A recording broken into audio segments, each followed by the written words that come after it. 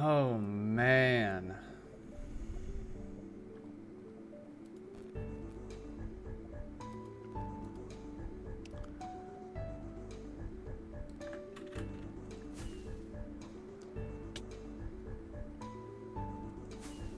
I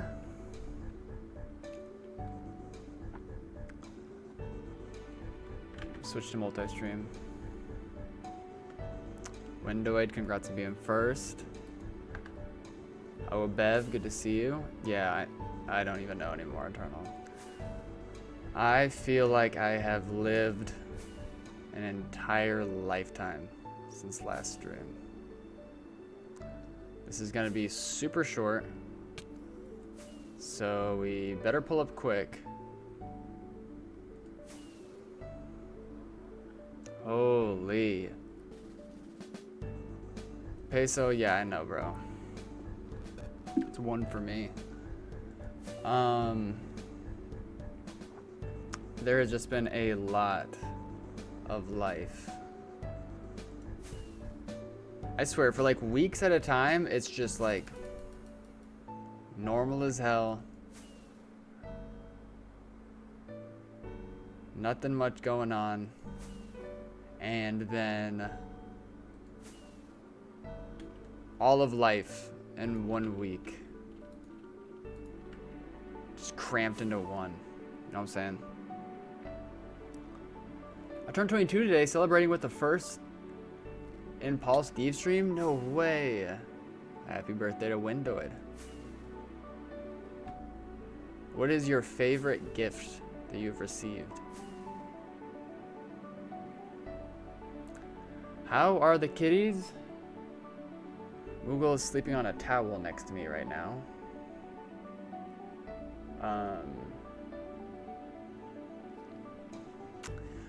I think they'll be just fine. Counting will come on in. I'm gonna ask you to end at like 3:60 today, because it's gonna be a super short stream. I'm just checking in with people, and I want to be able to read all the messages. But I appreciate you coming through. Currently watching on iPad. It's a game changer. Huge. Bev, today overall was a good day. I will, let's, when did I stream last? Not yesterday. So much has happened in the past couple days. Okay, let me just start off with this. Literally, yesterday was Tuesday. Technically, yesterday was Wednesday now, because we're in the wee hours of the morning on Thursday. Tuesday, I'm supposed to have D&D that day. Also, let's check the map real fast. Let me cover my screen real fast, make sure that I don't leak cords. Okay, we're good. We've got a couple trails that we need to keep an eye on. This dude is like swinging around. There's this dude. There's like 3 or 4 people coming out here. We are on my FAR account.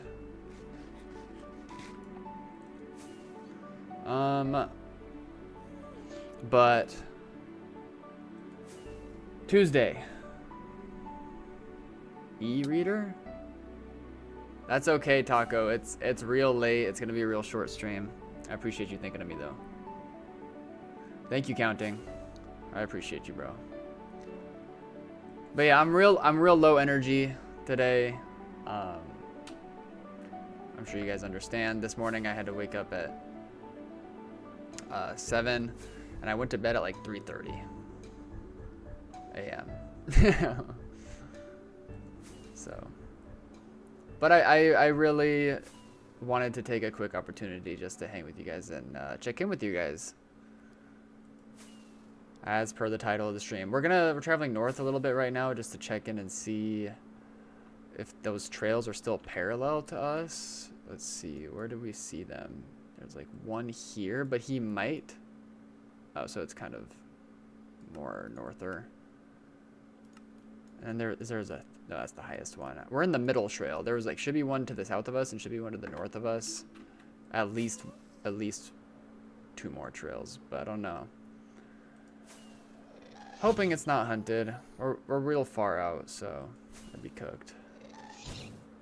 Okay, we gotta find our way around this terrain. Okay, I'm not gonna be able to read messages just for a minute, so I can give my spiel about what's happened the past couple days. So on Tuesday, I woke up. It's supposed to be D&D day, and it's also my girlfriend's birthday at the end of this week. And Wednesday was gonna be was our like cute birthday celebratory dinner. I took her out to like a nice like mom and pop type Italian spot in our town. So good, bro.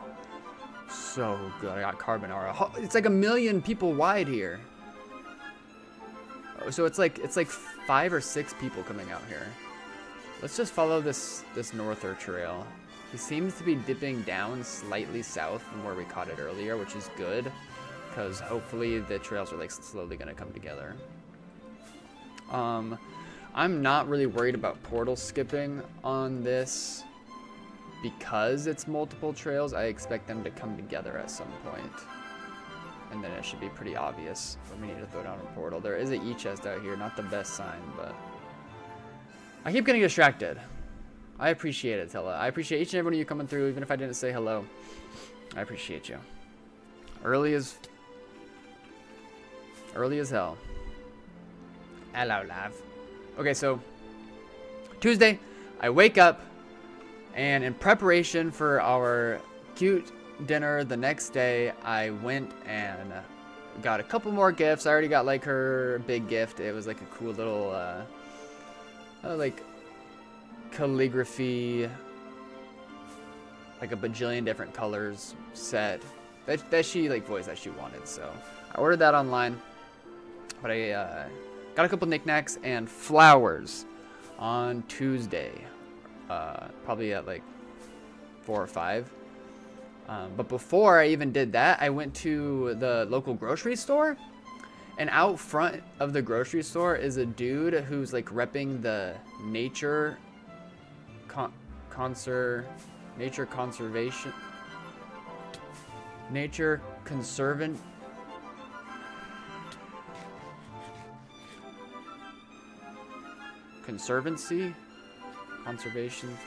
It's a company. It's a non-profit. Yo, kid, how you been? I'm so cooked right now. But anyways, so there's a dude repping that out front. Me, I like sustainability. I'm curious about what they're up to, so I pull up and I talk to them. And it was a pretty interesting interaction. The dude was very scripted. He was about my age. And so I'm out here trying to, I'm harnessing my inner Andrew Callahan. And I'm trying to like ask him questions about like where he's from, how he got into it, if he gets paid well, where he's been, this, that, and the other. But he is like not really having it. And instead he's trying to get me to go through this like scripted process to like donate. And I'm like, okay, well, what do you guys do? Apparently they purchase natural like wildlife land in order to like prevent that land from being purchased first by like a company that does deforestation or like oil, stuff like that, you know, things that like destroy the land. And I'm like, okay, yeah, I'm all about that. That's cool. But yeah, I don't know, like I was trying to have like a intellectual conversation with the dude. Like it's not like a whole lot of people were coming up to him either. Most people were just kind of like trying to avoid him because he's out in front of the grocery store like trying to advertise this stuff. But anyways, I decided to do like a quarterly donation thing. So it was either $25 a month, 75 quarterly, or like a yearly thing. And I'm like, okay, I'll do quarterly. Listen, I'm not made out of money, but I like what you guys are doing, and I'll at least do this like 75 thing one time. And he's like super stoked about it. I had to like take a quiz after. I had to talk to someone on the phone at like their corporate. Oh, I don't have auto armor on. And they were like, what's the name of the person you talked to? And did they tell you, like, there's just so much stuff. It was a very like weird process. I'm like, yeah. And the whole time I'm like looking at the dude like, this is really weird, bro. And at the end I was like, this has been a kind of a little bit of a bizarre process. And he's like, yeah, this company's been around since the 1950s, and because it's a non-profit and we're working with a lot of money, we have to be like really particular about like how we run things. So anyways, that was all interesting interacting with that dude. And then like right when we're wrapping up, I get pulled up on some dude on the right side who was just kind of moseying around, and he just kind of like peeked over this like dude's desk where he was working. And I look over at this guy and I recognized him. I recognized him from high school, my grade. I'm not sure if I should share his name type deal, but I recognized him and was like, I hadn't seen him since graduation day in high school. And I remember he was a little bit troubled in high school. Like, he would get in trouble. Teachers would always get on his ass. But he also had some good support systems too. I'm not really sure how his home life was at all. I was his homie. I was homie with pretty much everybody in high school. And I remember at graduation day, when I had seen him last, there was, you know how everybody on graduation days, like all the valedictorians and whatever, give speeches, being like, here's to the class of 2016, we're gonna take on the world, and da da da da da. He at the end of all the speeches, he ran up to the podium at graduation day and was like, I know I'm not supposed to be up here, da da da da, but I had to get something off my chest. Like, if you're out there and you don't believe in yourself, look at me. Like, I dealt with this, and I made it, and this, that, and the other. And if I can do it, then you can do it. And it was like, it was the most genuine speech out of all of them. You know, he just had something in his heart to like say. And if anybody, I felt like, had to give a speech, like everybody else, all the valedictorians are like prepping their little like straight A speeches, but this dude was just like, he had a message, and I thought that was really powerful at the time. And that's the dude that I saw pull up to the right of me. And I'm like, yo, like, long time no see, how you been, da da da. And he said that he's facing homelessness.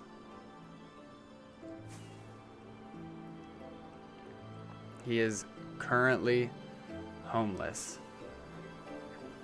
And it was kind of I ended up walking around with him at the store for a bit.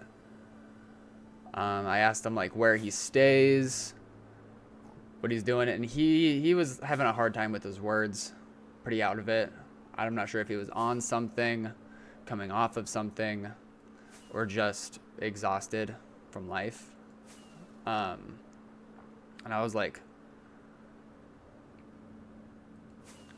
I still had that like Andrew Callahan energy in me from the Nature concert, that thing.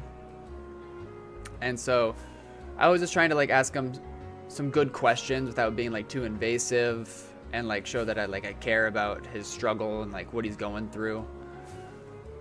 Even though I hadn't seen him since 2016, the day of graduation. And he said that he's like trying to get an education in writing, and that it's been like really difficult. And anyways, I'm not gonna dwell on this for too long. I ended up buying him a Gatorade because he just like walked around with me in the store, and I was just kind of like shocked about the whole thing, because like two things. One, to see somebody that, like, you see homeless people out in the streets and stuff, and very often people don't really think much of it, but to see somebody that I grew up with, my age, and to see that he's like dealing with that in real time right now, was what like really took me aback. I don't know what I'm trying to say.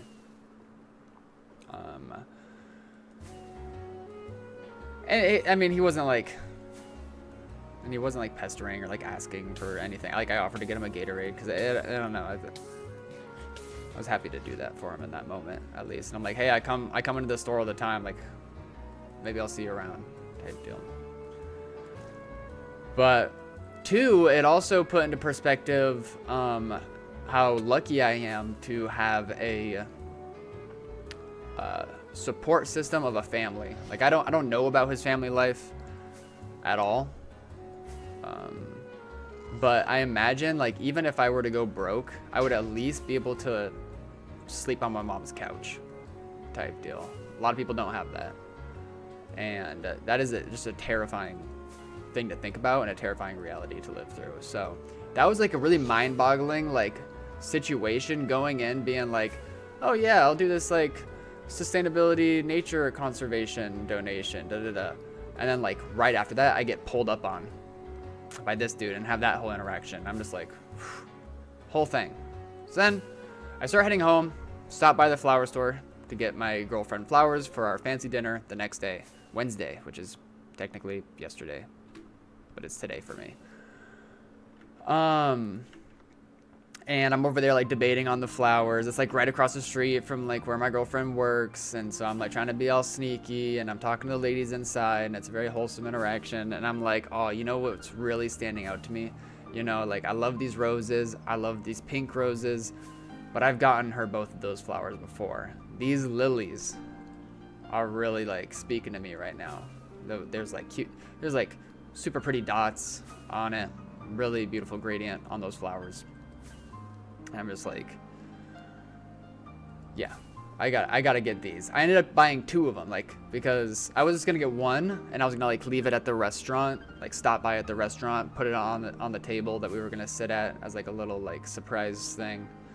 But I had to get two because they were so pretty, and I couldn't choose between them. So I got those, and I bring them home, and I put them in a vase, you know, keep them alive. And all is well, and I'm planning on going to D&D, so that's like the most of my day at that point.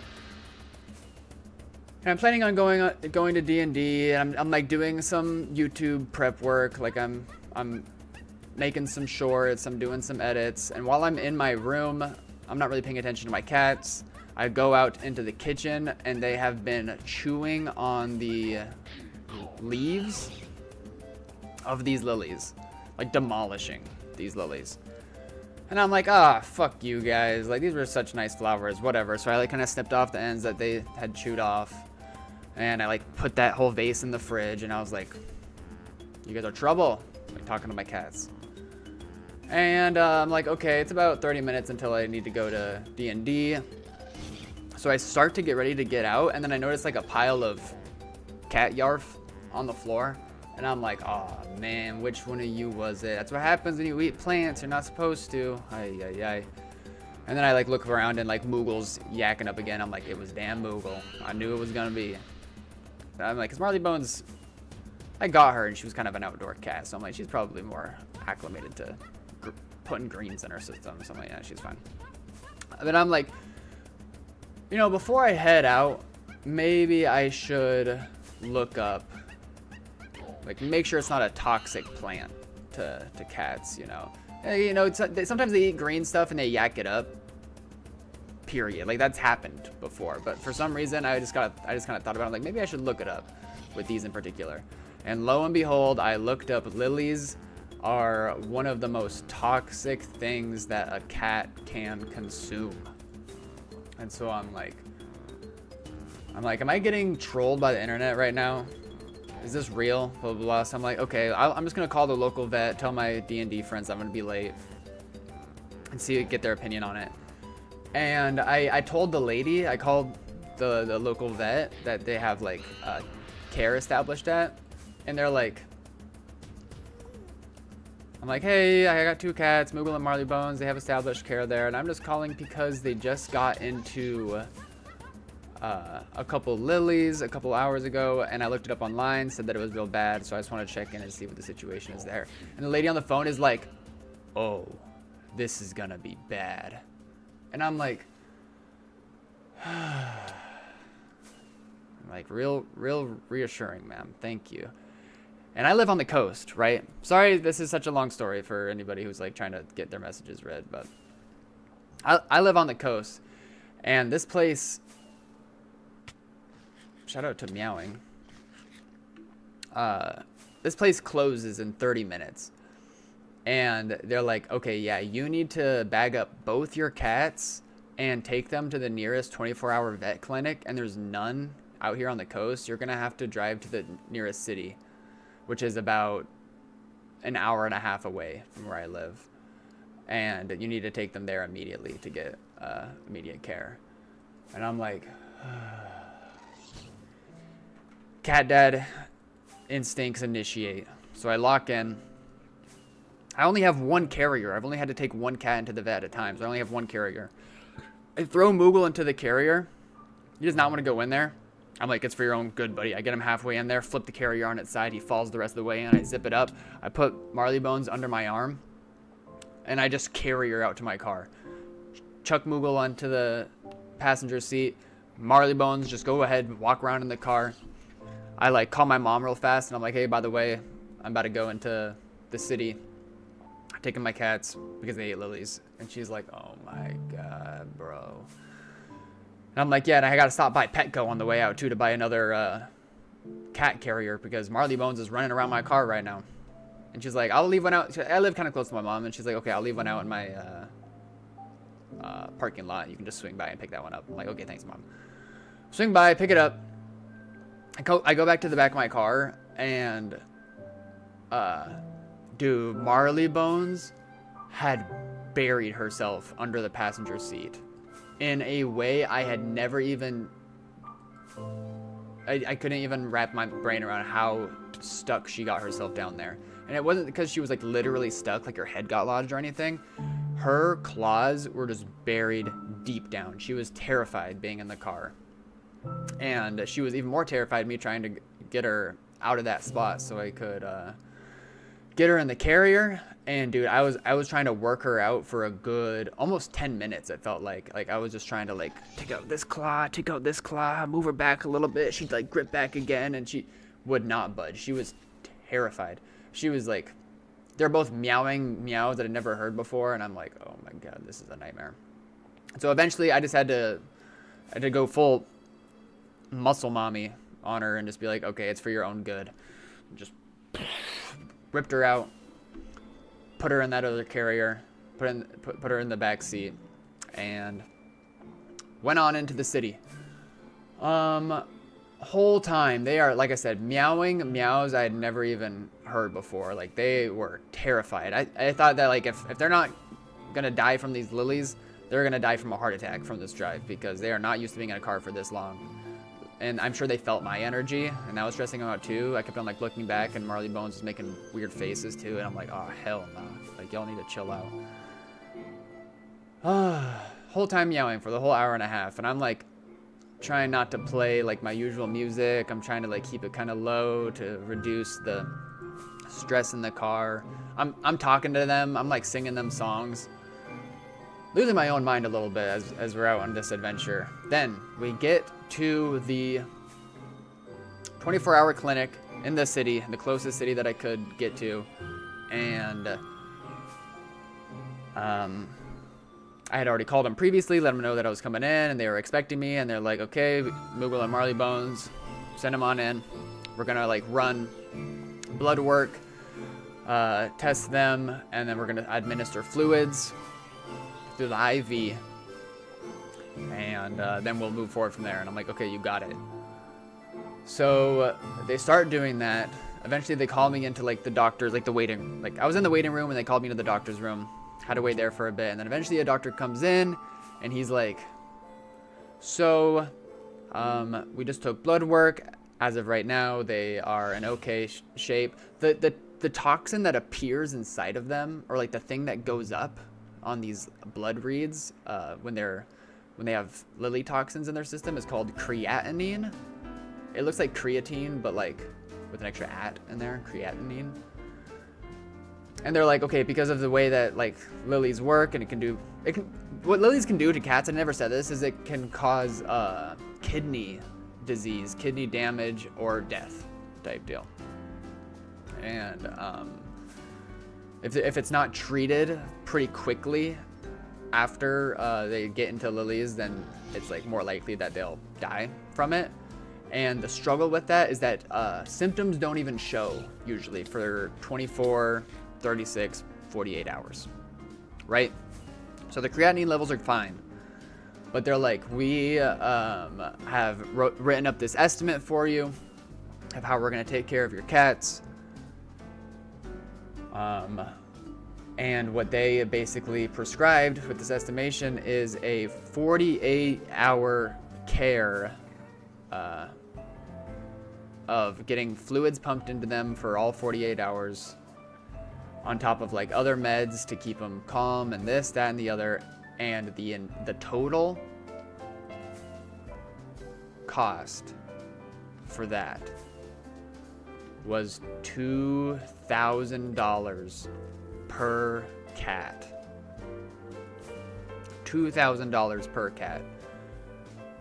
So they're telling me this, and I'm like looking at them with the eyes being like, you know, I'll be homeless, right? Just like my old high school friend that I met today.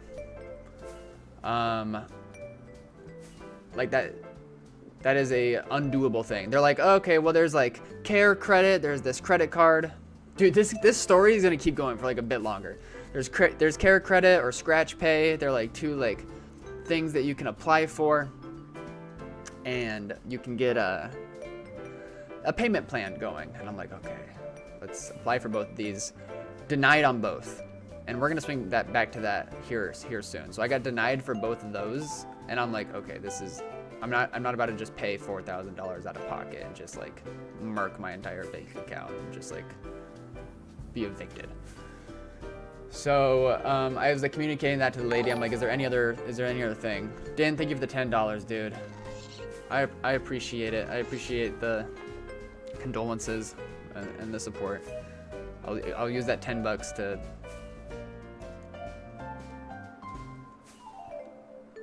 buy this one more cat treats. And so then like the doctor leaves and a different doctor comes back around, and they're like, okay, so we have a different option that you can do.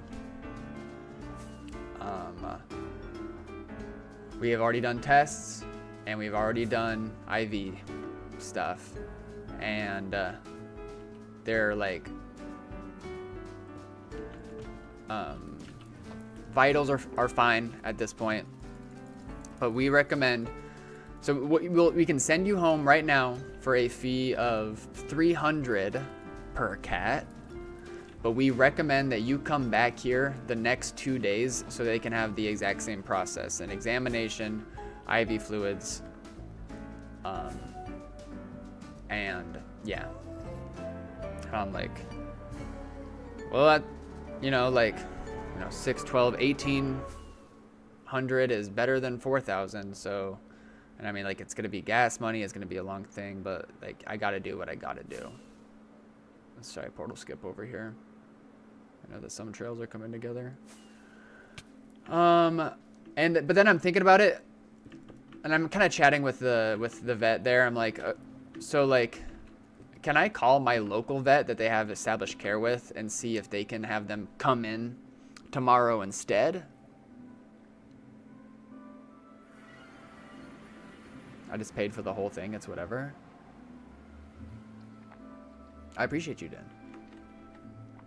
I I'll fly around a little bit right here. For this vet bill. Let me finish the story. Simmer down now. Simmer down. Thank you for the 2 months, Windoid. I appreciate you, bro. Can we get a hype train started for this vet bill? Thank you for the $5 for your birthday, man. It means so much. Okay, so stories continue.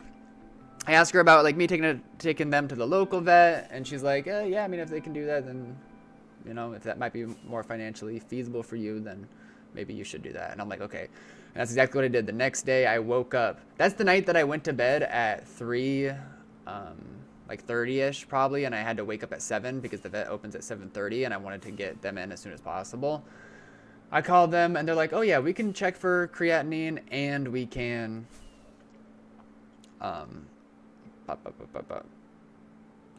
give them fluids. And I'm like, okay, let's do it. So I bring them in, I drop them off. It is a full spa day for them. They're gonna spend all day from open to close, and they close at like 7 p.m. They call and they're like, we can do sub-Q. It's called sub-Q injections for fluids, which is basically like they just take like a syringe of these fluids that they put inside them, but they just like kind of prick spots under their skin, and it basically just keeps them hydrated. Or they could do IV fluids, and the IV fluids is gonna cost twice as much. Oh my goodness, visions of red.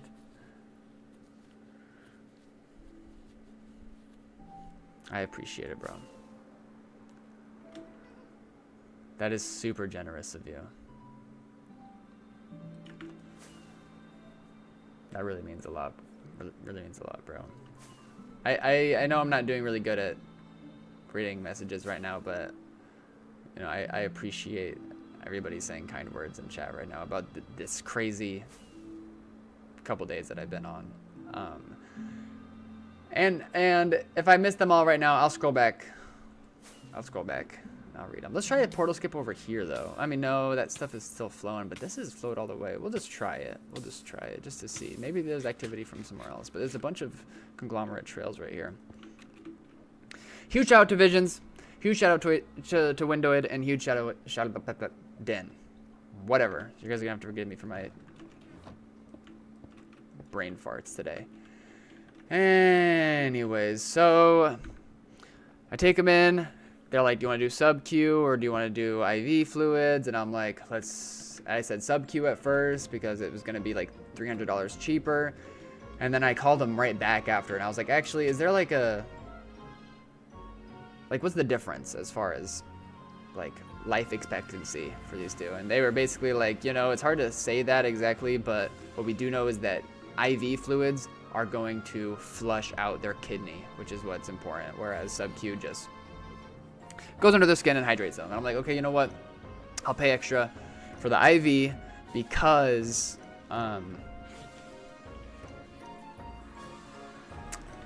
obviously I want them to be okay and live. But in addition to that, like, if more complications come about because I didn't choose the IV fluids, then it would just be even more money. And so I'm like, okay, maybe it's going to give me peace of mind. So I do that. And then while I'm out, okay, so I'm off like 3.5 hours of sleep. I'm still out. And I'm like, you know what? This credit card situation didn't work out last night, and I'm out. Let's just go to my local bank right now, the bank that I bank at. I don't know if that's something that I should or shouldn't say, but I go there. And I'm like, yo, looking. Yeah, you and I both. Hello. Thank you for the $2, bro. So I'm off like no sleep. I go to the local bank and I'm like, hey, I'm here because I would like to establish credit. I'm 27 now, never had a credit card. You know, I had this experience last night, and it's been a long time coming. I need to start building credit. And they're like, oh yeah, like you've been banking here for 10 years now. Well, I'll see if someone can help you. I'm like, okay. I wait. Someone can help me. They invite me into the office. I start chatting with them, and I'm like, hey, I'm just here to apply for a credit card. So I can start building credit because that's important.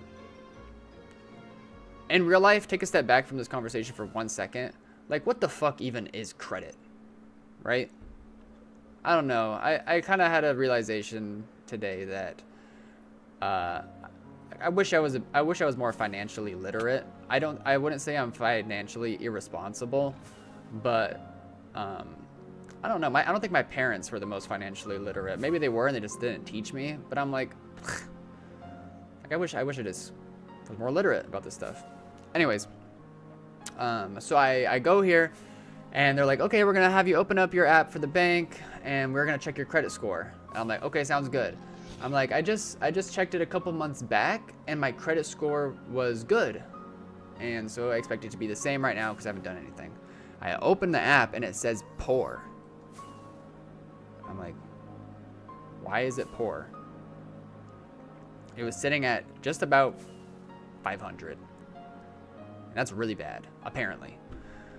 And she's like, oh, yeah, let's see here. It looks like you have some, like, overdue payments or something. And I'm like, okay, what are you talking about, lady? And she's like, she looked at it. Okay, there's a portal up ahead. This is our first portal that we've seen all stream. She looked at it, and it turned out. So I graduated during, like, oh, the server's, like, lagging the shit out of itself. I'm probably gonna die while trying to... Dude, somebody tried to hit a crazy portal skip here. Let's just disconnect and reconnect here in a sec. So I guess it's supposed to be a long time deferment period relative to the types of loans that I pulled out and the time period that I went to college because of COVID and stuff. I'm not gonna lie, like, and I'm not trying to come across like some like shitty kid. Tip, thank you for the tip. Duh, hello, thank you for the 2 more quid that you found in your couch cushions. And I'm like,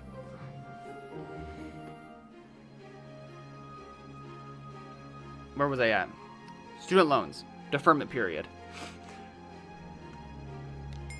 I wasn't the one necessarily in charge in college times of pulling out these loans. You know, like my mom wasn't in charge of a lot of that. And you know, that's just life, you know, like for those of you who have been in charge of your own loans during the time period. Blue, thank you so much for the 5 gifted. It cannot be understated how much I really appreciate your guys' support today. This ramble isn't going to go too much longer, okay? This ramble isn't going to go too much longer. Thank you so much, Blue. Super generous. It really, really, really means a lot. So these student loans, that's what I was saying. To those of you who went to college and were in charge of like taking out your own loans and paying off your own loans and keeping it locked in on your own financial situation, like that's awesome for you. But I know for a lot of people, it's kind of like their parents kind of spearhead that. And like, you know, sometimes like a tragedy happens in the family and someone passes away, but like they'll get money about it and it'll like pay off some loans, this, that, and the other. You know, there's like a lot of different ways that these loans can get paid off. Me, I didn't even know these loans were still around, period. And maybe that's me being really stupid. I was unaware for sure. Jam, thank you so much for the follow, dude. I was unaware for sure. Maybe I should have been more proactive and like asking my mom about like what the state of those are and like how our payment plan is gonna look.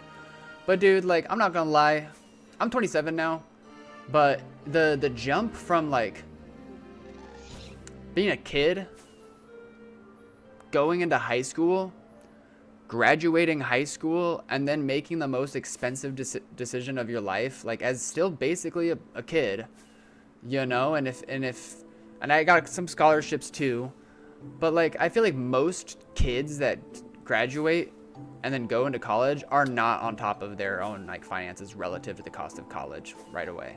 You know, like fucking sue me. I'm kind of kicking myself in the leg about it right now, but you know, that's just the reality. I feel like that's my truth. Okay? So, these student loans were supposed to be in a deferment period for a really long time, and it turned out that the bank lady said this to me because she's dealing with the exact same thing as me. People who graduated around my time period or went to college around my time period had these loans that were supposed to last longer before you had to pay them, but because of the current administration, apparently, like the president right now, or the administration is what she called it, those all in April, every single loan that any of these people like received would automatically enter a 90-day period before they defaulted. And they would automatically default, which basically means that they're like past due and it kills your credit. And so there's like a bajillion people dealing with this right now. I had no idea. I was never warned about this. Nobody ever emailed me or said anything about anything. All of a sudden, I checked, like I said, I checked my credit a couple months ago. It was good. I checked it today. Shit. And I'm like, what? And she's like, yeah, this is actually happening to a lot of people. It's happening to me. All you have to do is call this number, and then within 5 days, you just let them know that you didn't know it was going to default, and they will return it back to. Thank you, Lego Summerfan. Thanks, Avril.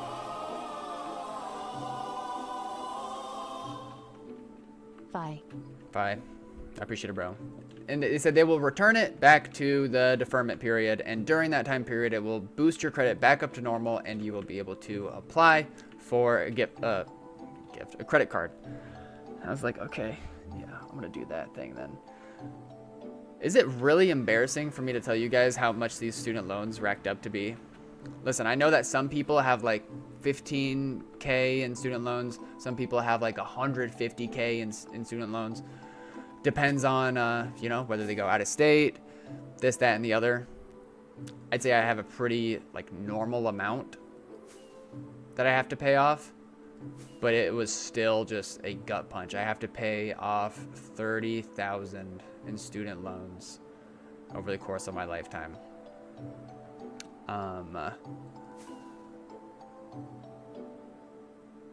That I didn't even know about until 8 in the morning after getting 3.5 hours of sleep after taking my cats in for another round of like a $700 kitty visit.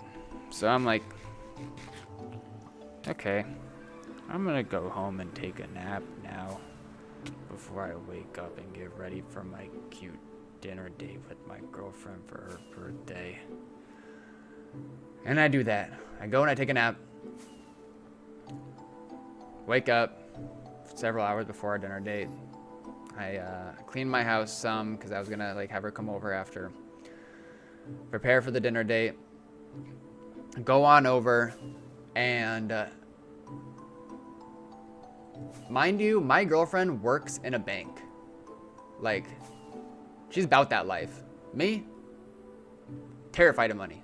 Well, I'm not gonna say that, but like, she knows all the ins and outs of like that, like the talk in that scene. And so like, you know, I catch her up. I tell her that like my credit score is really bad because I had some loans. I didn't really like know exactly how much the loans were, and she's like, oh, let's like open up the app and see how much it was. And that's when I discovered exactly how much the loans totaled up to. And she was like jaw dropped, and she's like, dude, that's really bad. That's a really bad situation. Like, I can't believe that you have been in this whole time and you had no idea, did it? She didn't necessarily mean to roast the fuck out of me, but her initial reaction to like seeing that and having no idea that I had that debt essentially, she reacted. It was a very emotional reaction, I guess. And I'm like, and she's like very supportive. And like we ended up talking later on in the day about stuff like rechecking, but in that moment, like after everything that had gone down, I was just like sick to my stomach. I was literally sick to my stomach with that conversation. I'm just like, I'm just gonna go home and die tonight, bro. Like just get me off of this planet right now. I'm not. Thanks, Den. I appreciate you, bro. And so that was just like a really sickening interaction in that moment. She was reacting. It was a reactionary thing for her, and it was a reactionary thing for me. Your luck will turn around this stream. I appreciate it, bro. 2000 dub stash nearby. And I'm like,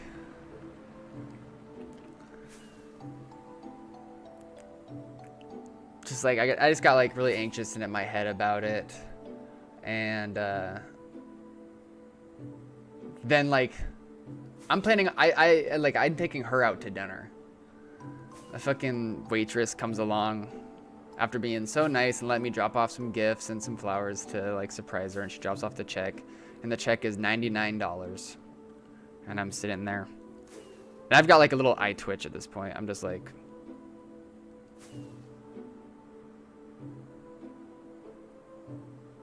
didn't have much to say. I'm just like in a fucking mood at this point. Thank you, Opie Wolfie. I appreciate the 9 months, bro. and kind of like, I appreciate it. Thank you for the 9 months. And in kind of a lighthearted fashion, as I'm like just staring this check down, and I'm like, I gotta tip 20%. Like, this has been a really good time, and I gotta respect these people's grind and what they're doing. I don't know why I'm portal skipping here, but I am. And I'm just like, I'm so fucked for money right now, and I'm just like buying a $100 dinner right now. Mega! Thanks. Stop scaring me with money, man. Seriously. Boo money AHHH. Thank you so much. Thank you so much. And then as I'm like looking at this check, and I'm just like in my head, just deep in this pit in my head, in like a lighthearted fashion, my girlfriend is like, babe, you know 20% of 100 is 20. And like I didn't like react any sort of way. Like, her and I are both gentle, normal people, but when she said that, just like piled on top of everything with the cats, these experiences lately. Why did this all have to happen the day I decided to donate $75 to this stupid fucking nature sustainability thing? I hate the world right now. This is going on. This is going on. And you're telling me that 20% of 100 is $20 right now. I almost had a conniption on the spot. I'm just like, I just bought you all this dinner. I just got you all these gifts. And I'm just fucking cooked, bro. Fucking cooked. So, and these are like my internal feelings, right? Like, she can tell that I'm like not feeling myself, and that I'm just like, I'm being kind of communicative, but also like trying to digest my own feelings, and I'm just trying to like get through this shit. We end up going back to her place real quick so she can drop off her gifts. We step inside, and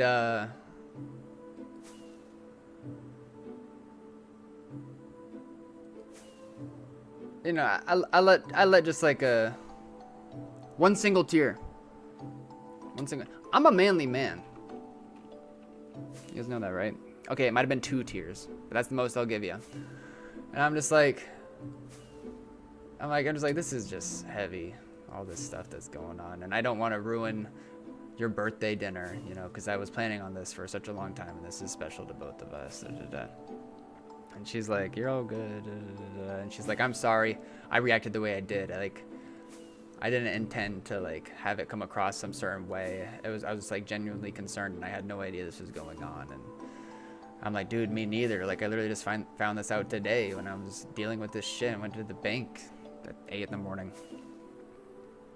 And so then we go. At this point, we had to like wrap up dinner real fast. I didn't say this because my cats were ready to get picked up. And I'm like, okay, we gotta bring out my card at the place. We gotta get out. Hey, go and pick up the cats. She helps me. She picks up Marley Bones. I pick up Moogle. We go walk out back to my car. I put the things away. And I had a very mature moment just then. And I wanted to get this across. Because I was kind of proud of myself just then. Because, like, emotions are heavy and life is fucked. Right? We can all agree on that. But I'm just like, you know, I texted my mom.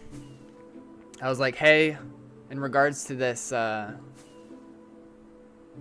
these loan situations, do you have a game plan about it? Can we, like, talk about it? My mom said, yeah, like, next time we get together for lunch or whatever, we can discuss, like, how we're moving forward in that department. And I'm like, cool. And so then I just tell my girlfriend, I'm like, you know, I am going to compartmentalize this situation right now because it's really eating at me. You know, I texted my mom and we are going to chat about things moving forward. Next time that we have a lunch date together, and I am going to, like I said, compartmentalize it, put it away for now, not let it eat at me for the rest of our special birthday day, because that's unfair to you, it's unfair to me. I have this next step planned,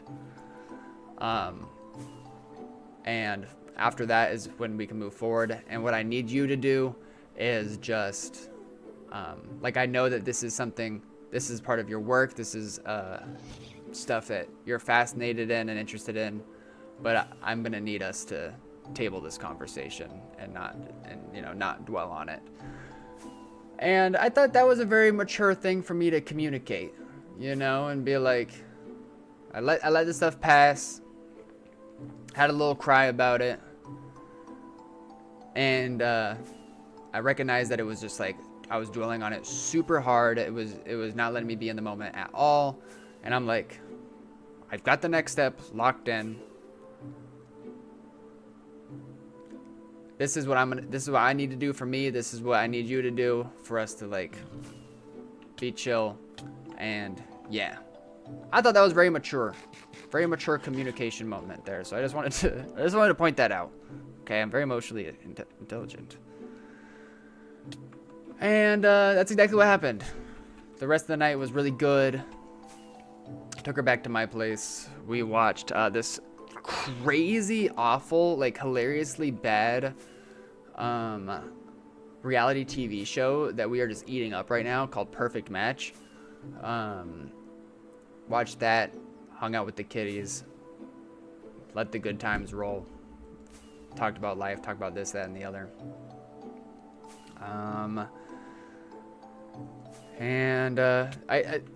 This is another little tiny blip. It's the very, very last thing I have to say. But, like, and this is a whole other conversation, my relationship with my dad. You know, like, my mom and my dad divorced when I was really young. My mom had full custody, but I'd visit my dad on, like, holidays. And, you know, he's a pretty bad communicator in a lot of ways. I'm a pretty bad communicator in a lot of ways. I probably got it from him to some degree. You know, he has these struggles that he's dealt with in his life. Whole lot of other family drama in that bit, right? Him and I have, like, communicated back and forth kind of, like, yearly, like, annually. Like, we'll message each other on our birthdays and Christmas, you know? And I feel like him and I really see eye to eye in a lot of things, and we have the same heart, and we're both, like, gentle with each other in terms of our, like, difficulty communicating. And because of that, like, we're just like, yeah.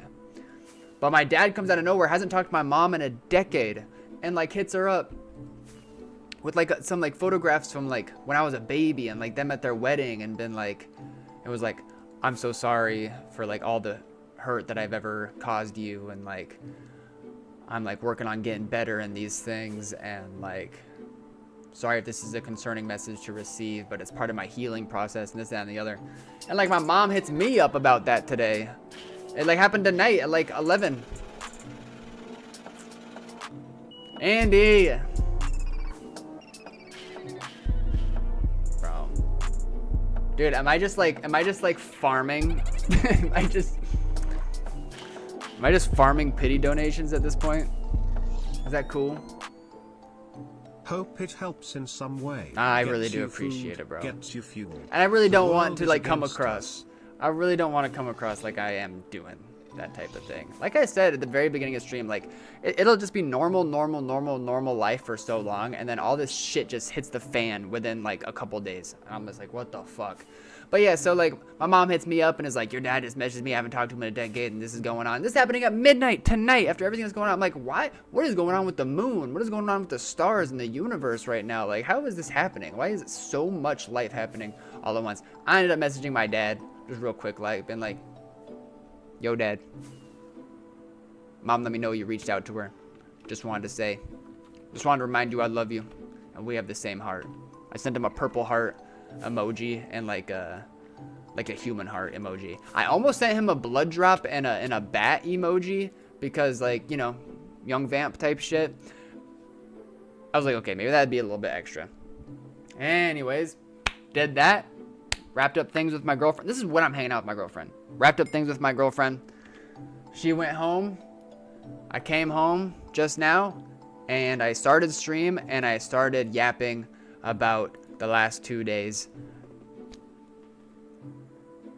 The end.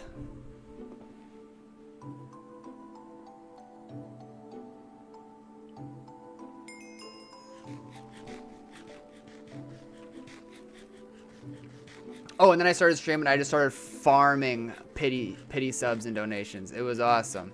Yo, can I eat this gapple, please? Nah, I don't think that's really funny to joke about.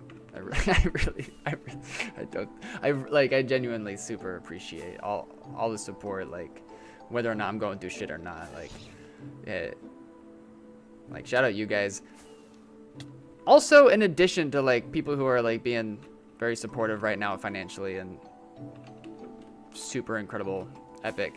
Also, just giving me a space to fucking debrief about this shit, cause holy cannoli, brother. I know, Blue. I know, Kit. Thank you, Mega. I appreciate you, bro. I appreciate you. Imagine being this poor IRL. I know, right? Bro, it's kind of weird to think about how, like, I'm over here, like, what I consider myself, like, I want to consider myself lower middle class, maybe just middle class. I really don't know. I don't know the state of the world. Me personally, if we're just looking at me, Paul, but that is so mind-blowing to me that fucking like super ultra mega millionaire billionaires are in charge of the fucking country right now, and they're like, yeah, let's put all these student loans for all these people that graduated recently straight into default, so they are forced to pay the fucking government, or else their credit goes to shit. Like, what the hell, bro? I'm just trying to live in the world. I'm just trying to live in the world. Idaruma, thank you for the 500. Bro's a 2B 1%er though? True, and that's why I cope with my real life problems by pretending to be a rich guy on old school block game. 2B2T, hack, cheat, steal, lie, fit MC. Pop Bob.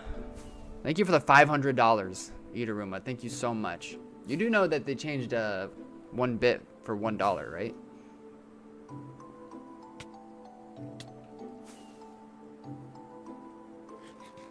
And I guess that's like another struggle in my mind in terms of like the finance issue. Is it's like in my mind I'm like I just try to be a person. I try to be a good person. Like in life.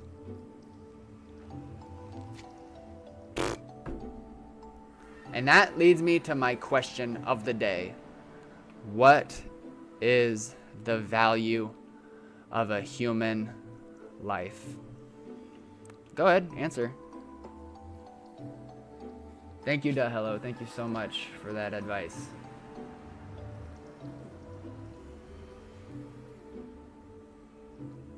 Yeah, I see. That's basically what I'm alluding to. I'm getting 48, 12, and 1 Pedro. Really good answers so far. It is getting really wide at this point, and lava has flown. Not here. Jams, now is not the time to watch a stream for the first time. Let me just clear that up real fast. Really bad decision on your part. First time watching the stream, been watching your videos for a while. Thank you so much. Hope everything goes well for you. I appreciate it, dude. Big things coming. That all being said, I think the universe saw Paul like locking in to this grind set mindset that I am just like about to just blow my top off in the, I don't know if that's, anyways, y'all watch. Universe saw me cooking and was like, let's kick him in the shins one time. And we are persevering. Okay? No, not like that, Icy. Not like that. I mean, like, I'm gonna pop off. I'm gonna like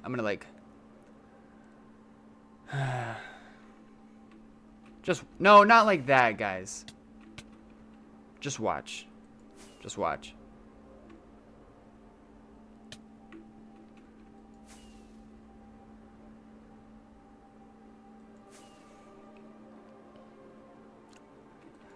Paul, I have a mantra for you. The money always comes. You know what my mantra has always been? This moment. Oh, this day will never come again, so let me have this moment. That's my mantra. I like that one though too, I guess. I hate money though, bro. At this point in time. Why is there a shulker box over here? Please don't be an empty purple shulker box. Make it actually even worse, red. Okay, purple. I'm gonna... It's fine.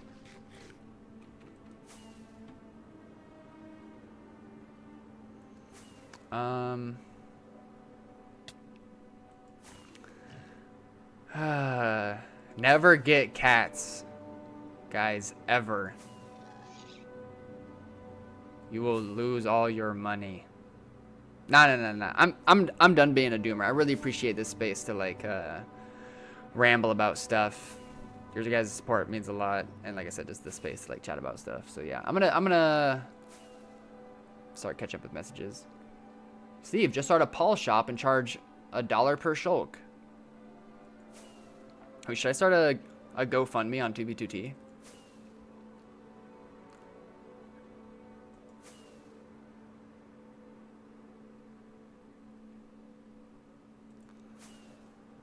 Lego Stomper fan, I have a feeling I am way farther than Navrillville.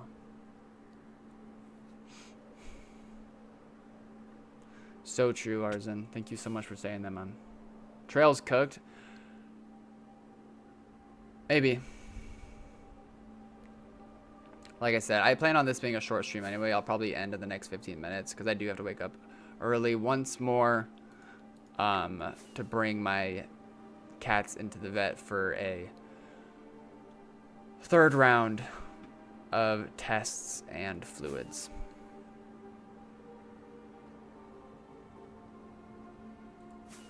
Bet on it, Cody.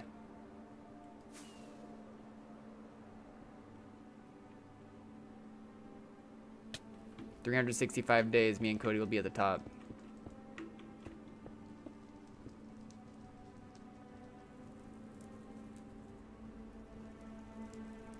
What loan range you in? Like over 100K? Oh, tell you about, I said this earlier. It's about 30K of loans I need to pay off in my life. How did I get into 2B2G? That is such a good question, Horton.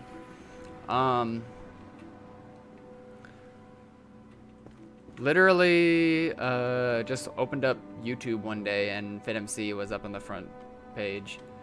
I think it was probably the video about like Baki Bak Bak and making the lava wall. And I'm just like, bro, no rules. Lava wall? Joker skin? And then I just got hooked. And I remember like looking up the lingo online and being like, Actually, since I joined after the date of June in 2016, and I also joined because I watched FitMC for my first video, and that got me hooked onto the server, that would probably categorize me as a new friend and a fit friend. And so that's what I am, and my name is Paul Steve, and I just joined. I was so into that, like, whole, like, social construct of, like, determining what a player is when I joined in 2020. I thought that was so fascinating. And I joined, and I thought the highways were really cool. And so I, like, started repairing them with some peeps right when I joined. And then, over time, I just thought it was really cool, like, just adventuring. Like, I would go, like, 10K out, 20K, 40K, 50K. Eventually, I would go out farther. Eventually, I learned what new chunks were. And then I'm like, there are so many secrets out here. And, like... And I thought it was so astonishing that there would be places that have only been beholded by its creator. You know, like there are bases out here that only the person who created it. Bases, stashes, exploited spots, all this stuff that had only been, you know, seen with the eyes of the people that made it. And then I loved seeking those things out. And then the more I did that, I'm like, man, I wish I could share this with more people. And around that time period, I was looking at more 2B2T content, and I found Ranch. And Ranch was the only base hunting content creator that I saw online. And I'm like, oh yeah, this dude gets it. This dude fucking gets it. He's out here exploring. He's sharing it with the people. I want to try that. And then so probably after like a year of playing 2B, I was like, okay, I'm gonna basically like do what Ranch does, but with my own special twist on it. It took me a couple years after that to really like lock in my energy and being comfortable on camera and feeling like confident in making content and YouTube stuff, But that's really what has kept me around, is me being able to fulfill my like inner child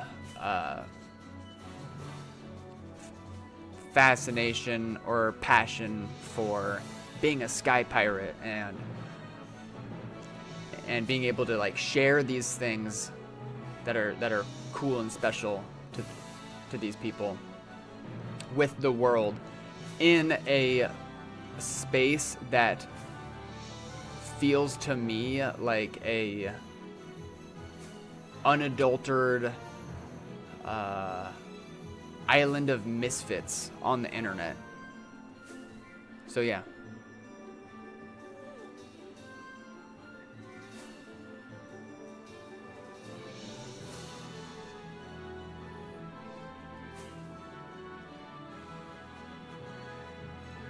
Liar, you just like griefing?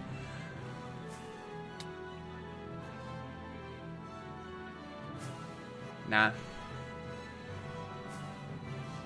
I get it for like people who, especially for people who have played other multiplayer servers. Like for me, I only ever played single player, realms, hardcore with my friends. That's it. I never ever played any other servers. But I can imagine for like kids, like youngins who have played other servers where it's like more difficult to grief or impossible, then like the ability to do that, like the destruction, I think is much more fascinating, you know, for that like demographic of individuals. For me, it's I can compare it to like when I was a kid, and like listen, I'm not a serial killer. Let me just say that straight away. But when I was a kid, I would totally fuck with bugs. Riles! Oh my goodness. I'm gonna cry again. I'll do it. Seriously. I will cry again right now.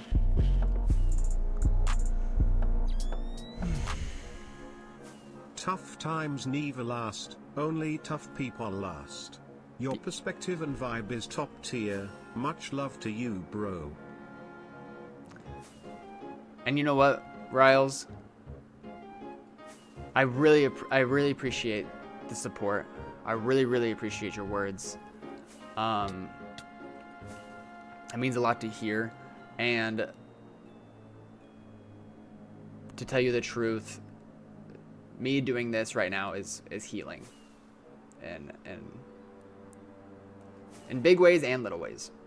So yeah, I appreciate you. But like when I was a kid, oh, I cannot thank all of you guys enough. All of you guys for just coming through, being chill, all the support. Yeah, I can't thank you guys enough. When I was a kid, I used to fuck with bugs, right? I used to like, you know, take one kind of bug, throw it in an anthill, see them eat it. Take another bug, throw it in a spider's web, watch them attack it. It would, and like this, that, and the other.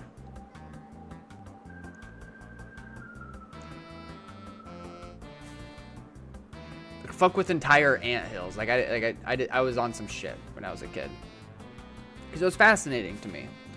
And then I remember, like, I don't remember exactly when, but I got to an age at some point where I just started feeling bad for the bugs. Like, I think I like accidentally killed a bug one time, and then I felt some sympathy for it, or empathy, and I'm just like, and that kind of like ended that era of like me being a kid and like fucking with bugs. And I'm like, you know what, these bugs are living their life. And it kind of like transformed into a new fascination, where instead of like fucking with the bugs and seeing how I can like manipulate what they do, it became a fascination with the idea of being like, I'm not gonna touch this bug, who knows where life is gonna take it.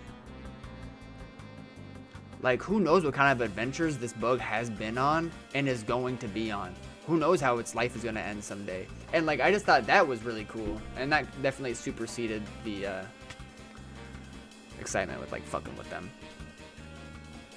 And that whole, like, image that I just explained, I feel like I can compare to 2B2T to the degree of, like, kids that just love to grief.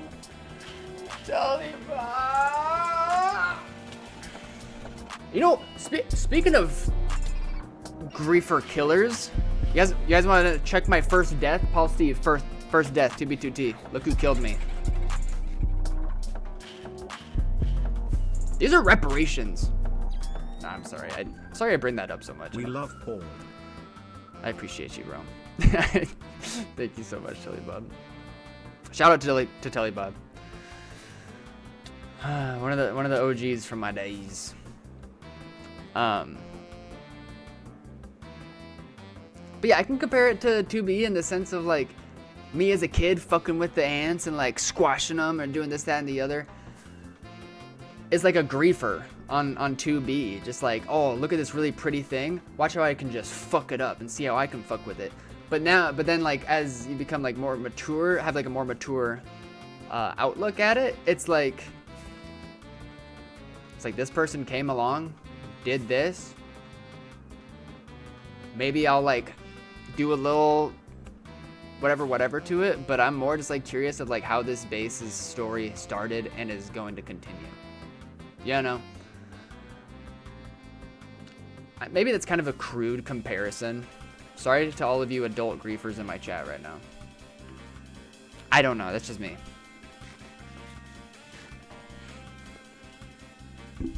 Yeah, hello, exactly. Yep. Jams is very cool. Any mods in chat want to pin that message from Jams is very cool. Megazoic, this just in, comes into stream. He says, instead of paying my student loans, I'm gonna smoke weed and jerk off all day. Hey, he said it, not me.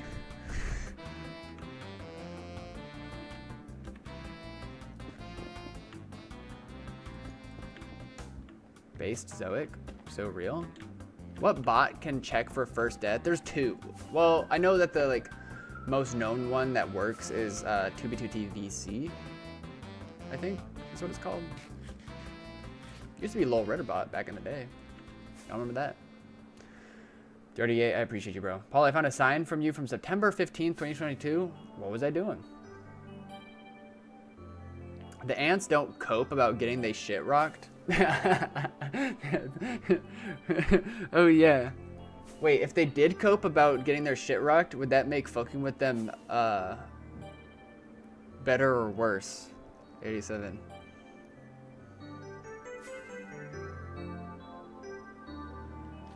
The ants don't cope about getting their shit rocked. Wait, maybe pin that message instead.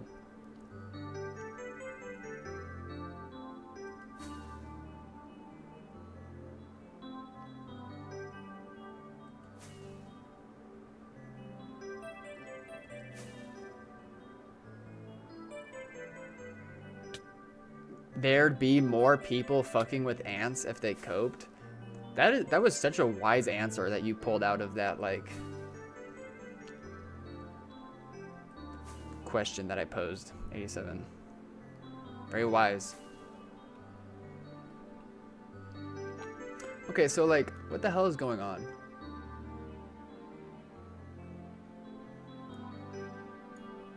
It's like a million, bazillion, gazillion, trillion trails. It's been just one from here to here. So let's go up and down. Let's go north and south and see what the situation looks like.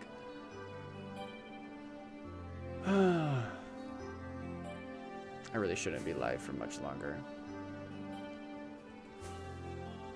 All I ate today was that pasta place.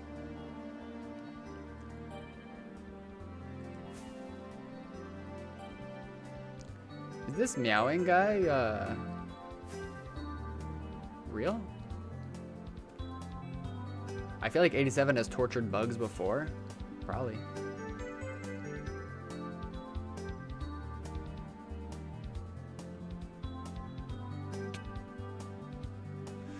I'd say it's like 40k nether back. That one trail continues going parallel looks fake AF. Yeah, if we like take a bird's eye view at this thing, I'd almost prefer if it didn't like render the trail, so it would just be like black and blue. But okay, let's zoom in. It's like one dude at this point that just goes and goes and goes.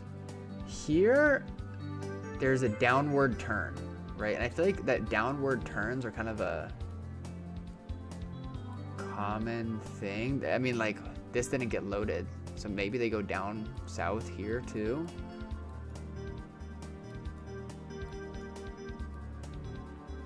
Right here is where it just gets busy, bro. There's some up and down activity. There's...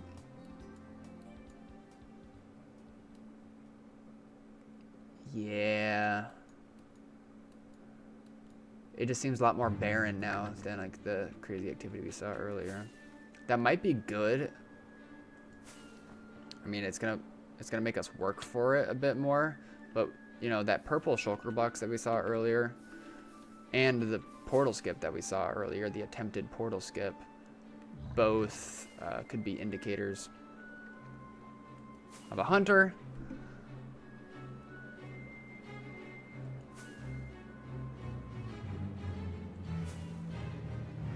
Okay, so we have another trail actually. Remember, we started at the middle trail of the three that we saw earlier. We started at the middle trail and then we defaulted to the more northern trail. And so if we stuck there and we don't see anything else, like,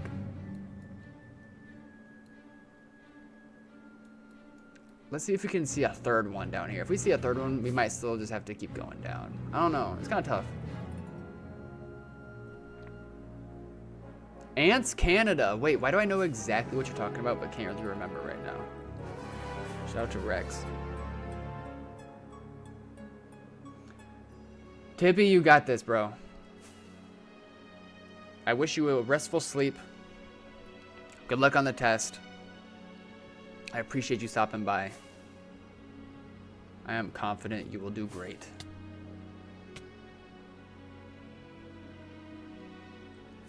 Okay, so there is a third trail still. That complicates things a bit. Because right here on stream, when we're going like we are, if I'm planning on leaving, like ending stream not too long from now, words are so hard.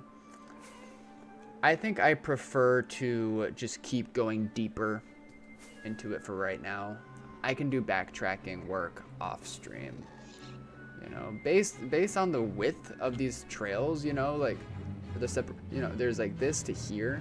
See, it's about 160 is the distance between the trails at this point. If we go back here and we check here, it's like about 160 here too. So they're not even really coming closer together at this point. They're all just going straight east. If they were getting slowly closer together, I could then determine that we're probably getting closer. But like I said, we are on my really far account right now, and because they're not getting closer together at this point after the amount of distance that we've traveled today, I'd say that it might be a long haul situation.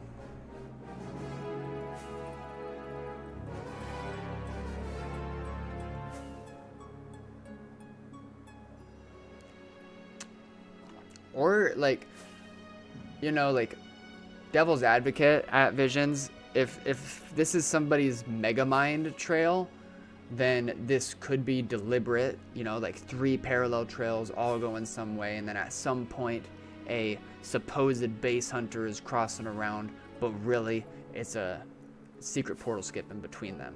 That's some Megamind base hiding shit that I wouldn't put it past some people to like put themselves out there to do, but at this moment, even if that is a possibility,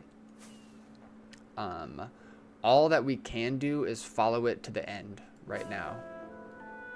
Just clear the distance in that department.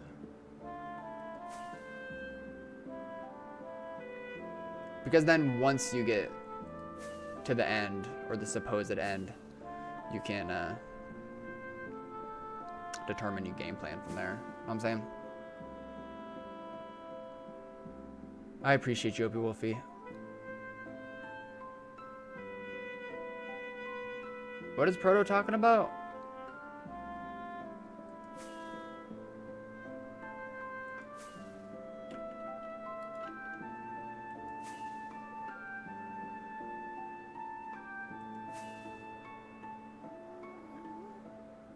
Ant Canada is the dude who like had loads of ants. That's right. I remember now. Thank you for reminding me. He had loads of ants and a bunch of different species. And wouldn't he like do experiments like integrating certain species with other ones, and then like that was cool. There's another channel that I am subscribed to that reminds me of that one, called Hornet King. And he does exterminations of like massive wasp and hornet nests in people's houses and stuff, and he like films it all, and he's really knowledgeable too. And that's really cool because like a lot of these hornets and wasps, like some of them are invasive. They're like straight up in people's houses, totally like wrecking their quality of life. So he comes in and exterminates them, and then he like takes the comb out too. It's not honeycomb, it's just comb because they don't make honey. And then like he, at the end of all of his videos, or most of them, he takes it back to his farm, and he like just like throws the comb out to his chickens, and his chickens eat the larva out of it. Because he's like, we gotta be sustainable out here. And I think that is so cool.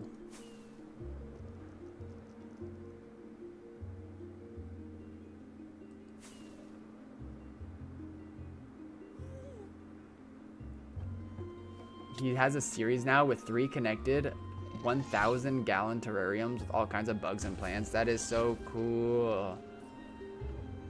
That is so cool. Dude, you guys know I have a microscope, right? Like I got a little microscope, like a scientific grade one. And I just got a jar of water that I keep outside my window. and I just add more water to it sometimes, and it's just like inside that jar is an entire universe. Like having those giant terrariums is just like the next scale of a universe. Yo, Wind Rider. Bro, two things. I swung back to that VA base. I don't think my bed is set there anymore. I left another sign. But when you guys like flooded the... Okay, for those who don't know, that VA base that we found the other day, it was kind of like, it had this big gape at the bottom, like a big hole. And I thought at first that they maybe like soaked up water out of it, but they were really digging it out to like flood it.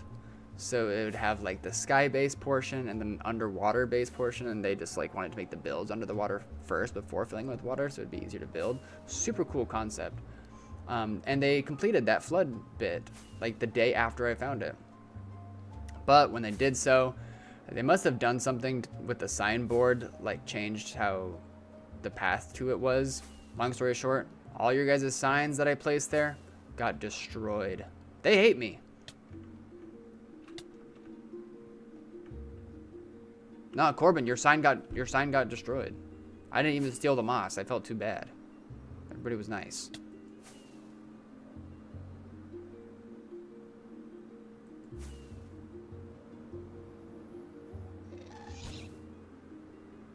Sealed glass ecosystems interest me. Cool AF. 100%.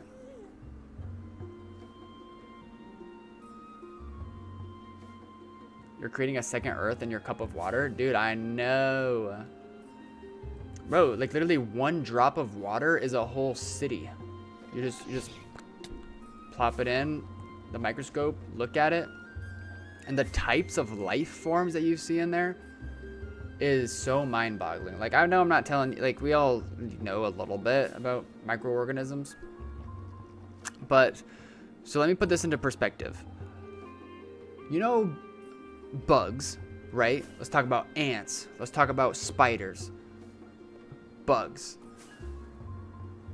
Bugs cannot exist at our scale. They have to be small because of the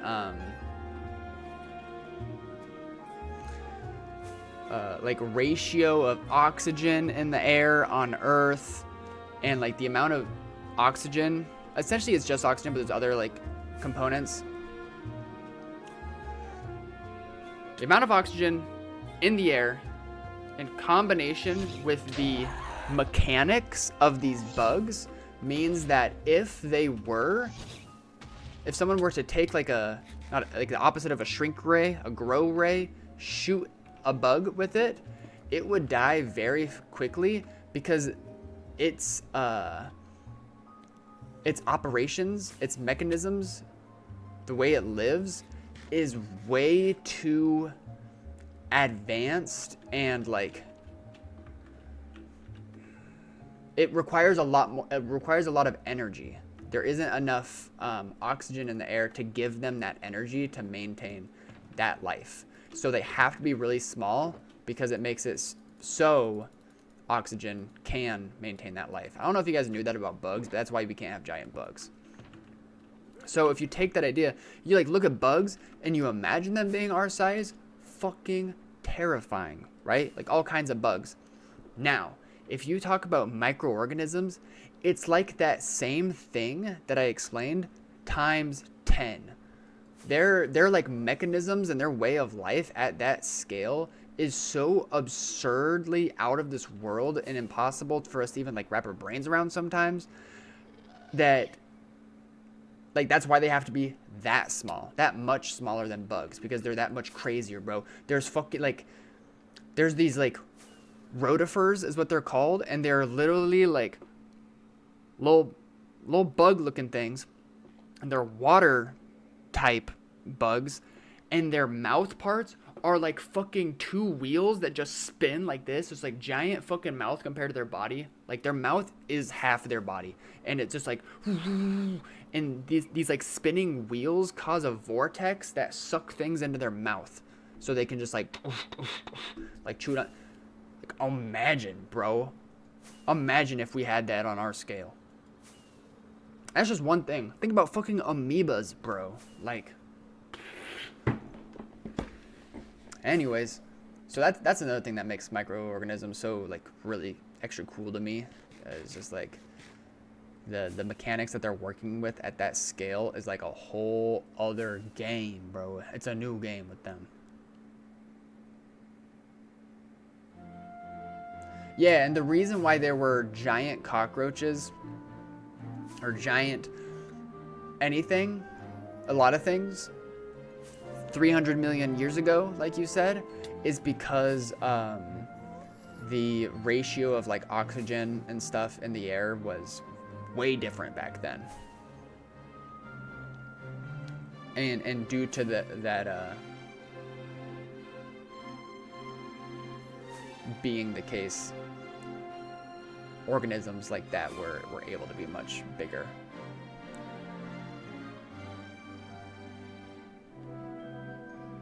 Imagine human-sized mantises, bro.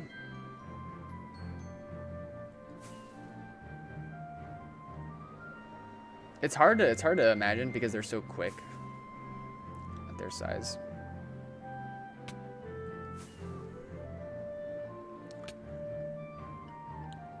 Katatbe Waje? However you like me to pronounce your name. I appreciate you coming through. Thank you for the kind words. What dinosaur would I be? I'm not gonna lie. I'd probably be like just like Littlefoot from The Land Before Time.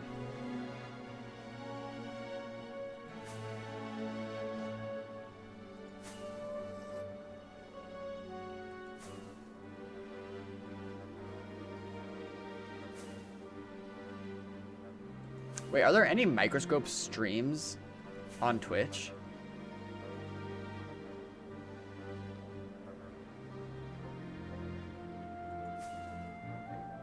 Wait, that's the best idea in the whole world. Imagine, like, microscope streams, and you're just fucking, like, you zoom into this world, and you just pick, like, one microorganism that's, like, zooming around, and you just follow its life. You narrate everything.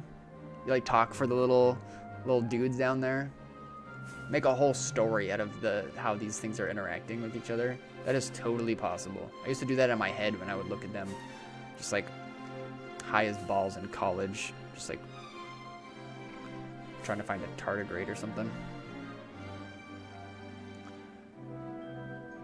Thank you so much, Haunted Man.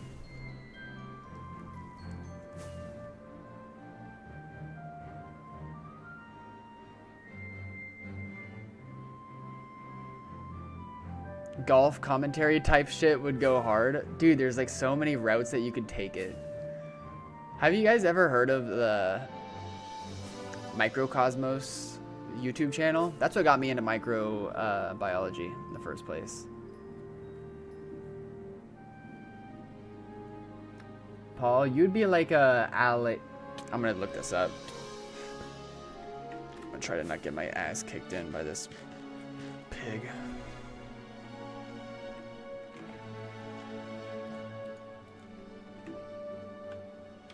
Aleocales. Pronounce. Let's look up pronounce first.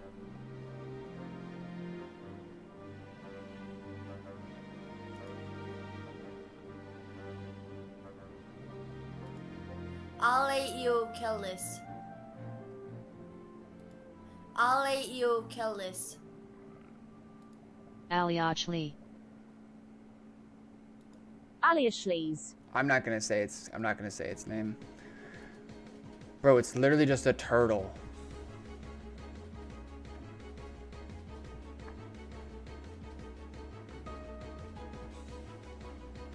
What are we talking about here? It just looks normal. Is it supposed to be a giant or something?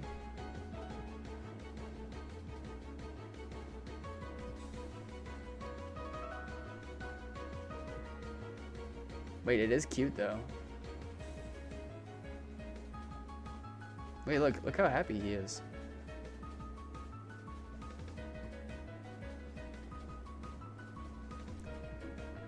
I'll show you guys.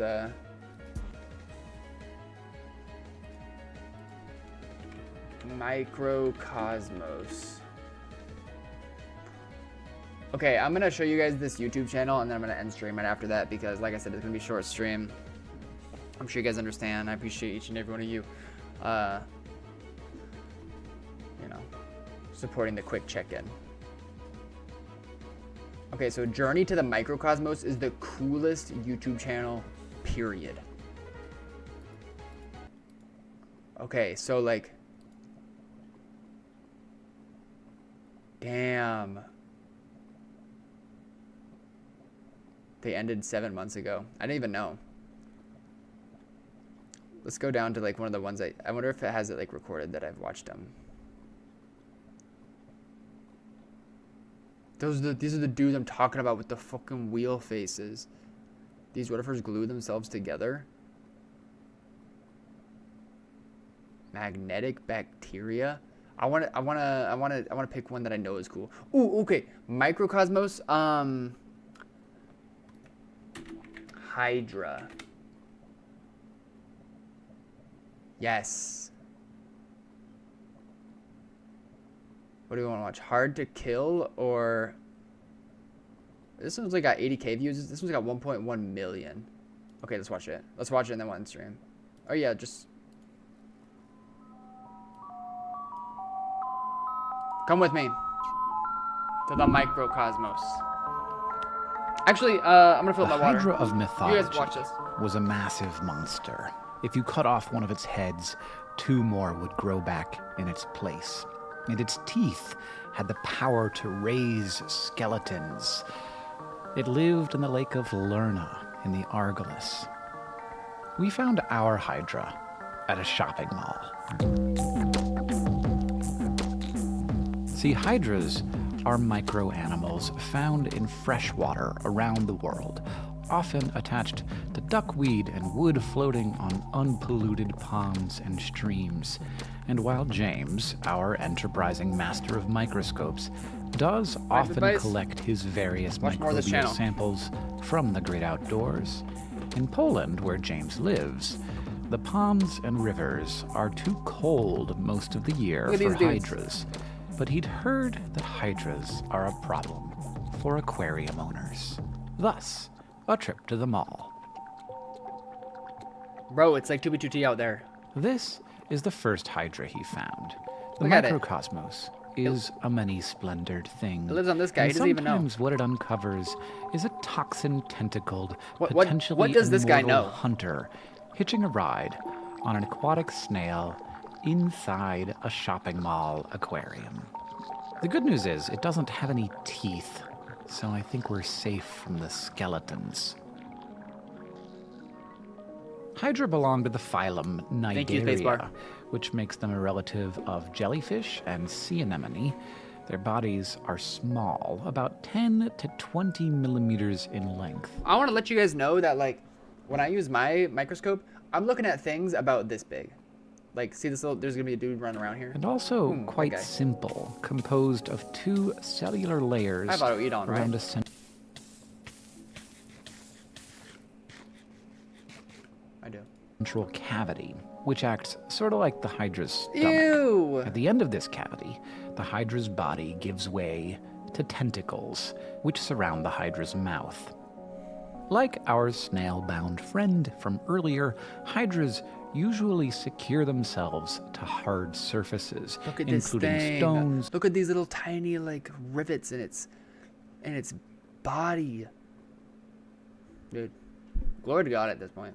And bits of plants.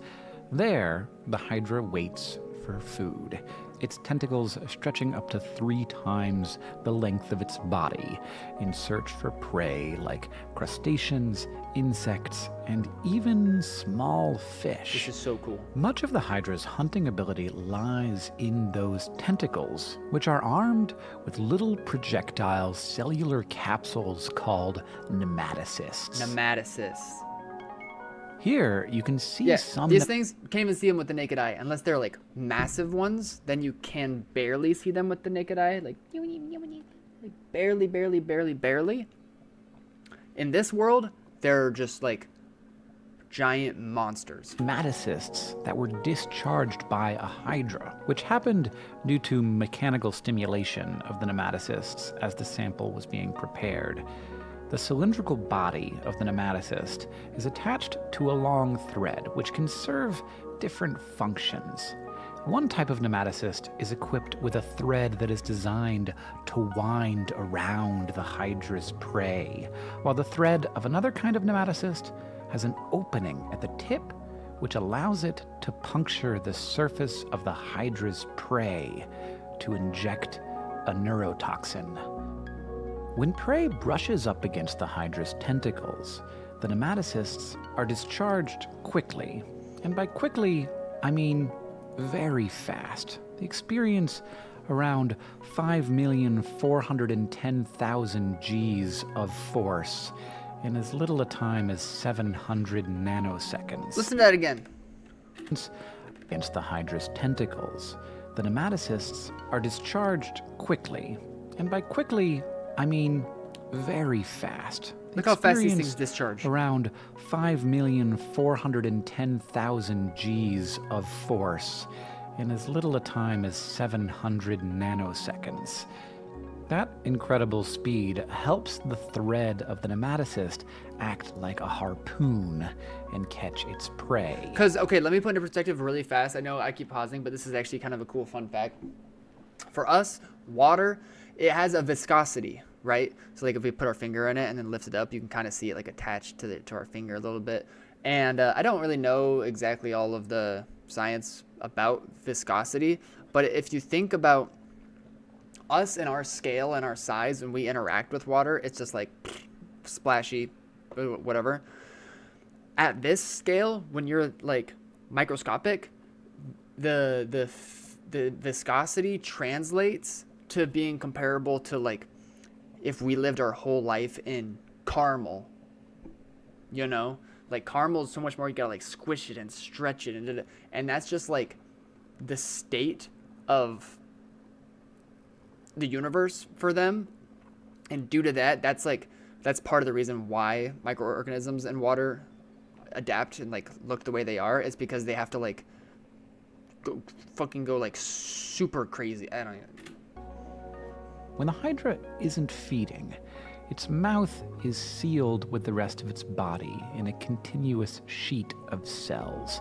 So to eat, the hydra essentially has to tear a hole open in its body to let the prey in, which it does by sending neuronal signals that stretch the mouth apart until finally it rips open. That is a Even sealed more surface, and it remarkable, rips its own hydras can body open, their open to shove mouths something in there, and then wider it than seals their its body over it. which lets them eat prey Doesn't even have a mouth. that is bigger than them.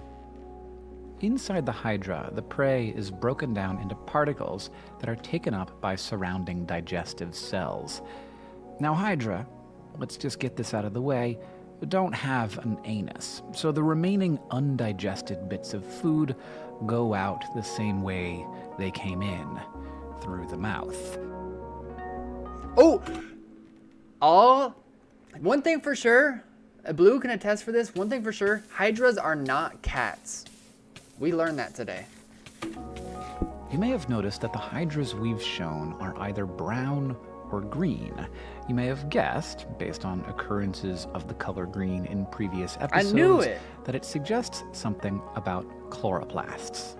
Indeed, green hydra, which are their own distinct group called chlorohydra, are occupied by unicellular algae, which take up residence inside of vacuoles within the hydra's cells.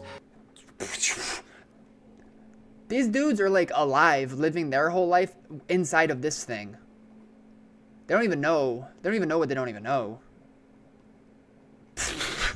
Performing photosynthesis and providing... And they provide photosynthesis, and they live through photosynthesis, and then the like extra energy that they take in also gives life to the hydra that they live inside of. They don't even fucking know. sugars in exchange for other nutrients and protection. Like they give the hydra sugar, and then the hydra, because they're living inside of it, offer it protection so it can live. From the hydra. Hydras have fascinated biologists for centuries thanks to their Oh, the hello. spectacular regeneration abilities. They can withstand all manner of violence. Cut a hydra in two and you will end up with 2 hydras. Cut it into 20 pieces and you will have 20 hydras. Turn the hydra inside out and it will recover. Scientists have even blended hydras down to their cellular components, spun them in a centrifuge so they pack together, and watched as the cells sort themselves back into hydra. Holy To shit! the organism, this all boils down to a unique ability to continuously renew their body through stem cells, which is why hydra are sometimes called the eternal embryo. Fun fact, he's gonna say this. We only have like 2 minutes left in this video. He's gonna talk about this, I'm sure. The hydra that we see in the world today is of the exact same genetic makeup as the first hydra that ever came about in the universe, because that's how they multiply. They literally just they cut. That's where the mythological thing, like, This is not to say they Poke myself in the cannot eye. die. If food runs low or water quality becomes poor or something eats them, then yes, the hydra too will succumb. But scientists studying hydra over several years have found no sign of aging in the organisms. No Which aging. means that, barring all of those challenges we mentioned earlier, hydras may be immortal. But as mortal beings ourselves, the possibility of Hydra's immortality will likely remain just that to us, an Not touching anything, I don't know why. unconfirmed likelihood. The simplicity of the Hydra's body belies the complexity of its life, from algal symbionts to its periodically torn open mouth to its endless renewal and regeneration. All this from an organism we found in a shopping mall aquarium. Thank you for coming on this journey with us as we explore the unseen world that surrounds us. If you want to see more from our master of microscope, Hydras are one of my favorites. But go in here, journey to the microcosmos, watch like things about tardigrades. Bro, this is so cool. The amoeba. This I'm not gonna watch another. I'm gonna end the stream. Stop with that. What are you talking about? What even is this? What is this ad? Get me out. Let me skip it, please. Stop.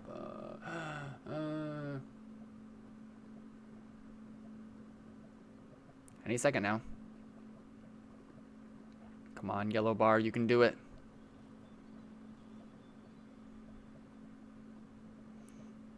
honey. This thing, like, fuck, amoebas are a whole other beast that I'm not gonna get into this video, but it just takes on rocks in like the dead carcasses of things that it kills, and it just puts it on its outside as armor, and it just lives that way. All, when it comes to surviving the elements or predators, you might not expect to see the kind of diversity we actually see in testate amoeba. Presumably, a predator is a predator and a shield is Oh, he's a about to talk shield. about. Water bear-shaped bear-shaped bottles. Sorry, they don't have, unfortunately, tardigrade bottles for honey yet. But those bear-shaped bottles at this I don't know what he's talking about. But these tests are watch this channel. Super cool, super fascinating. Amoebas, tardigrades, rotifers. Watch all of them. I've been watching these things since a long time. Yeah. Okay. What even is a species? Like, look at this thing. Thanks to curiosities and Look at this guy. Look at if him. you know about the species Lacrimaria allure, then Look at you it. know That's what- its mouth. That's its mouth. This is his body. Look at all the stuff that's going on in here. Look how far he stretches. what you're getting when you see it under a microscope. There's the oval body, the long neck, the grasping and reaching out for food. It has a distinct shape, a distinct way of life. The combination of its This is own horrifying. genetics and its Anyways, spacebar. Thank you for doing exclamation point Discord.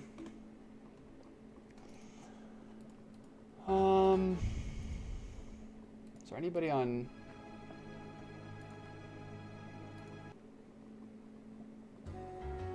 Let's do this song.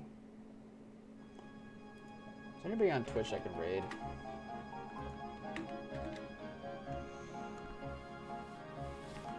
Bro. Just know I put you guys on. Nobody's streaming 2b2t. I'm just not even going to raid anybody. But I will see you guys in Talisha's stream after. If you know, you know.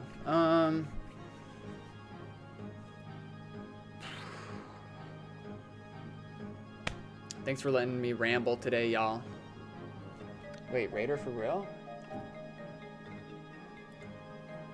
How long has she been live for? 2.5 hours?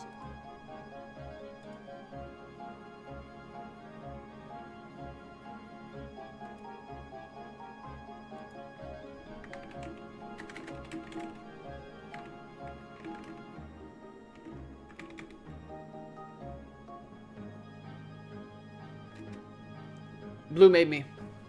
I'm not mad about it. Thank you for all the new people who came through today. This was kind of like a weird late stream. I just needed to check in with you guys, get some stuff off my chest. You already know what it is. Thank you so much for your kind words today. Sorry for those of you who sent messages during my hella long spiel that I didn't read any.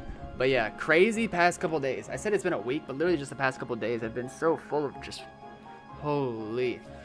But we persevere. Big things coming. Keep an eye out. But also, like I said earlier to Riles, this stream experience has also been healing for me. Just to like help digest stuff. So, thank you guys for the check-in. Shout out to Tellybob for the 25 bucks, Riles with the 25 bucks, Jams with the 5 bucks, Ida Yuruma with the 500 biddies, Andy Brew with the $27.08, Mega with the resub, OP Wolfie with the resub, Dry with the 15, Lego with the resub, Jam with the follow, Blue with the 5 gifted. The raid is going through. Duh, I appreciate you. Tip, I appreciate you. Visions, I really appreciate all the gifted subs, bro. Windoid with the resub, Din with the $10. Thank you guys. I'll catch you on the flip. Peace.